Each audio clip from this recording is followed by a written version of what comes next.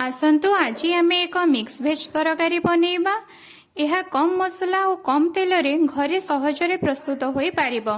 एथिपाई मु किछि पनिपरिबा नै जाइछि। पनिपरिबा मध्यरे आलू, पोटल, कोबी एवं झुडंग को भल भाबरे धोई मु काटी नै जाइछि।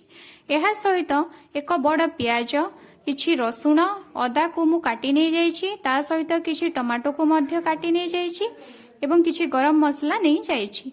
एबे आमे कड़ाई रे तेल 2 टेबल स्पून देई देबा। सेथिरे कटा पोटल को पकाई ता उपरे आवश्यक अनुसार लूण देई देबा एवं एहा को आमे भल भाबरे भाजीबा।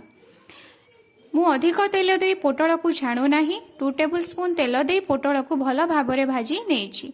पोटल भाजी हे सारिबा परे आमे कड़ाई रे 6 रु 7 टेबल स्पून तेल देई देबा।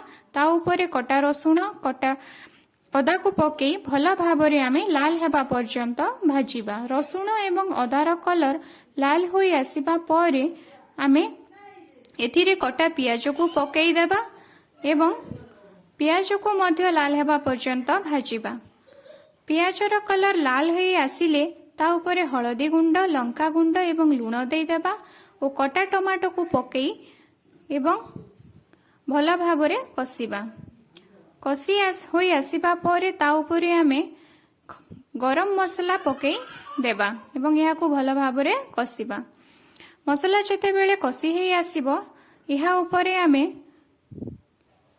कटा पनिपरिबा सब पकई देबा एवं यहा को गोळेई देबा। गोळेई सारिबा परे यहा उपरे ढांकुणी देई गैस रा फ्लेम को लो करी देई यहा को आमे सिझिबा पई प्राय 10 मिनिट पर्यंत छाड़ी देबा। 10 मिनिट गला परे आपण देखिबे पनिपरिबा सब सिझी जाइछि।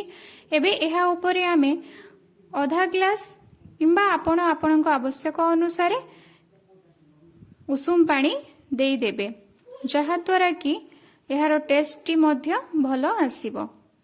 पानी फुटी आसीबा पे अपेक्षा करिवे। पानी फुटी आसीले जानिबे तरकारीटी हेई गला। एबे गैस रा फ्लेम को बंद करि दे ता ऊपर गरम मसला देई देबा एवं ढांकुणीटी देई देबा।